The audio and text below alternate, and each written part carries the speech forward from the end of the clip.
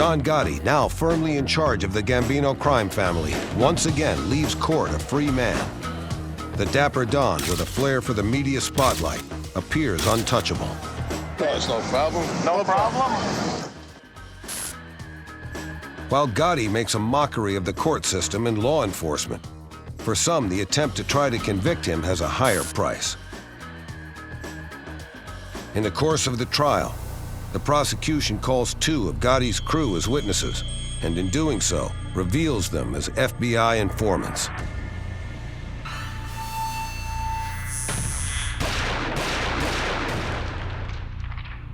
Two years after the trial, Willie Boy Johnson, a childhood friend of Gotti's, is found murdered.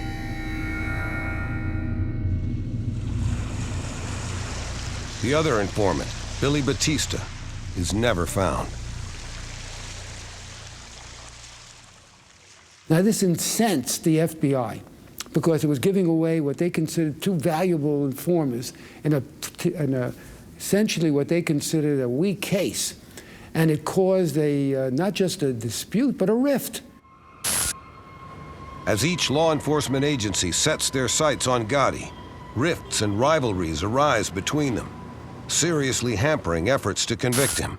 You had the FBI investigating him. You had the Queens DA's office investigating him. You had the Manhattan DA's office investigating him. You had something called the State Organized Crime Task Force investigating him. And they were actually, it's so comical, at one time, 3 of them had separate bugs in Gotti's Queens headquarters, the Bergen Fish and Hunt Club. I mean, it was a joke. Next up to try and nail Gotti, the New York State Organized Crime Task Force. Its boss, Ronald Goldstock, believes that one of his bugs records Gotti ordering a shooting. So they become the 3rd organization to take on the Dapper Don.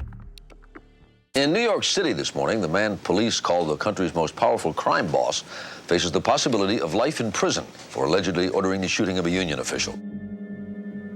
That union official, John O'Connor, trashes a restaurant owned by a friend of Gotti's.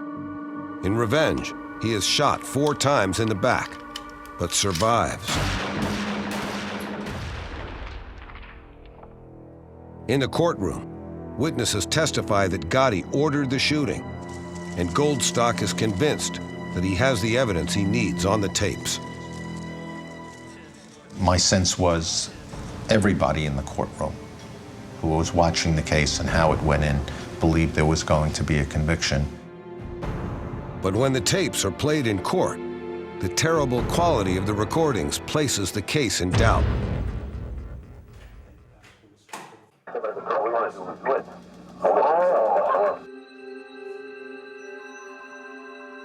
A jury brought in its verdict today on the man called the Dapper Don. How say you with respect to defendant John Gotti? We find him not guilty. We were stunned by the acquittal of Gotti. We did not believe that that could have happened.